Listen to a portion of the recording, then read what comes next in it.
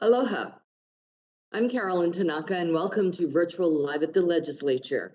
In an unprecedented move back in March, the legislature recessed because of COVID-19 and the governor's order to shelter in place. About 2 weeks ago, the legislature reconvened to take care of some critical fiscal issues. Joining me this morning is Majority Leader Representative Della Belatti. Good morning, Representative. Good morning, Carolyn. Great to be here with you today. I know. It's always great to be with you, us two girls, just together, with an audience out in Olelo land. But let's talk about what we were doing, what the legislature did about a few days ago, and what the goal was. Did we accomplish what we set out to do? Thank you, Carolyn. I think in the rush of the last 2 weeks, uh, there was a lot of lead up to the 2 weeks, but there was also just a lot of comments, a lot of back and forth, and a lot of trying to understand and stabilize the state budget. I cannot emphasize how important that process is. It really was a coordinated effort between the House, the Senate, and the governor, even though at times there were moments of perhaps friction. At the end of the day, we are in the period of stabilization. It correlates with the governor's plans. It's about providing immediate relief and stabilizing the budget. We are not quite yet out of that situation. Let me provide you some context, Carolyn. It's easy to forget because things seem to be moving along, but really we have a community and economy that is shuttered. We since March, we've had 20,000 new Medicaid applications.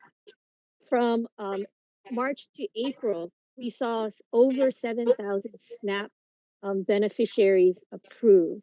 And then in the unemployment, of course, we've seen over 200,000 claims made. So we know that there's a lot of hurt out there. Those are all programs that are state programs that we require lots of money. So what we did in part was to come in, stabilize the budget. People have criticized the legislature for locking up the money. But let me tell you, Carolyn, there's a lot of money that is going both to the legislature through the CARES funds, but also to all the agencies. So one of the things we did, and it's our role as a legislature for the long-term stabilization of all of these major funds, like Medicaid, like SNAP, like unemployment.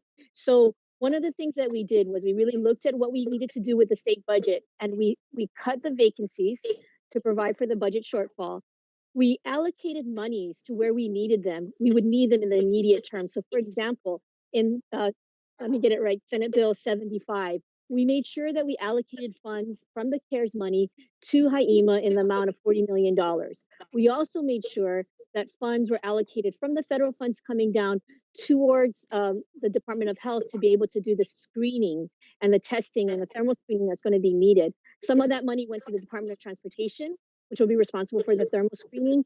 But another part of that money also went towards the Department of Health for contact tracing and bringing that program up. So that's the stabilization part. We are planning to go back in June because we don't know what the full revenue picture looks like right now. We don't know what the full revenue landscape looks like. There's also the outside chance that the federal funding will be also more federal funding will be coming down. So really, we took this opportunity to stabilize the budget, to make sure the essential services that were needed were funded and can be funded through now in June.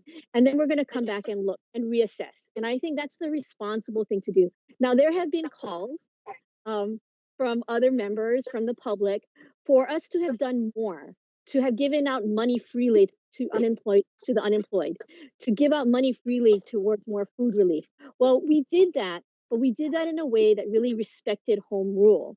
Part of the funding that we did was to give counties funding, and that was in the amounts of millions of dollars. And we're starting to see the counties roll that out now in terms of food relief, rental assistance, small business assistance. And you know what? That's really for the counties to do because they are much closer to the communities and they can disperse that money much more quickly. We're talking about in the realm of $200 million is going out for immediate relief. So understanding what our role as a legislature to really look long-term, stabilize the budget. One of the things we also learned from the last recession was the importance not to furlough. and the importance of making sure that we had shovel-ready projects, really shovel-ready projects ready to go. So again, some of the more long-term things we did was to ensure that vacancies were not going to be that we could use the vacancy fundings.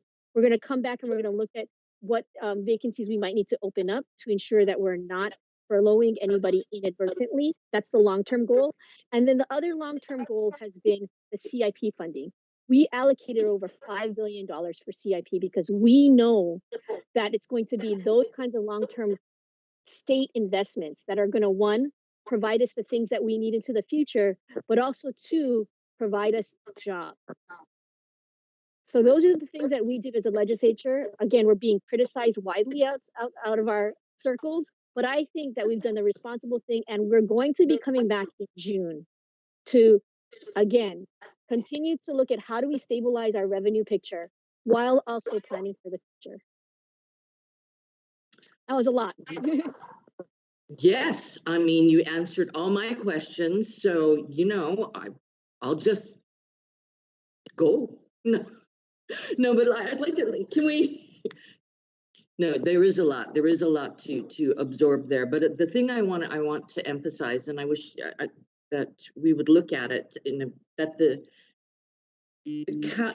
our state, the state takes care of things like education, hospitals, and all those things. And I believe you mentioned the other responsibilities that we have to take care of as far as the budget goes.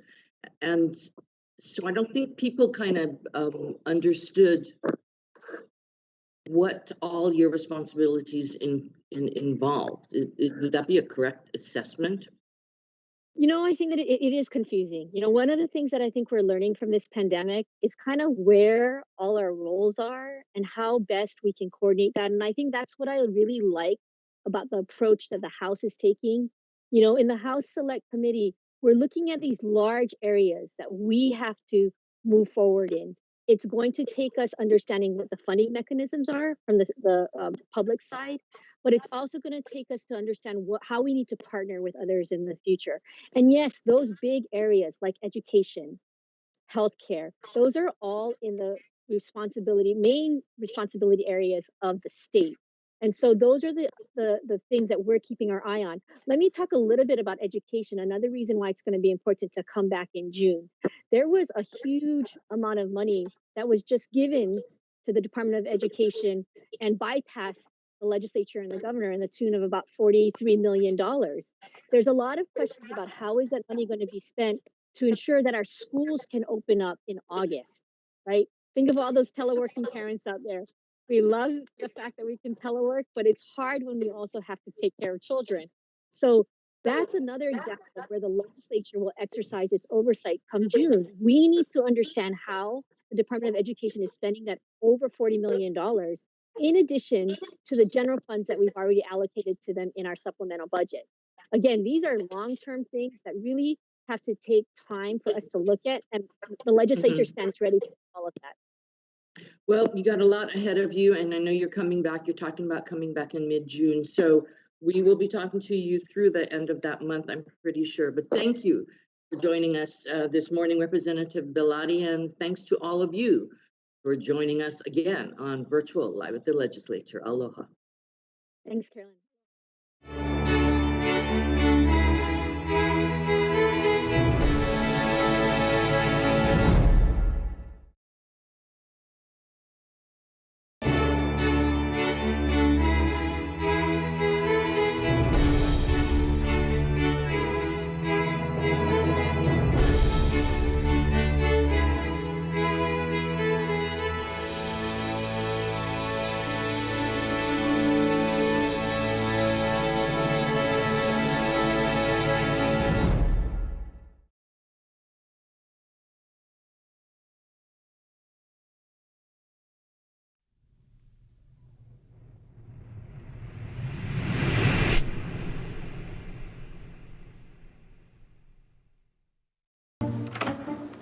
What are you doing? We have to go. I'm gonna be late for work. It's Tuesday morning. I gotta record live at the legislature on Alelo. Senate and House leadership discussing what's happening at the state capitol. So just watch it on the news tonight. Come on, let's go. Hey, this is like getting the news before it's news.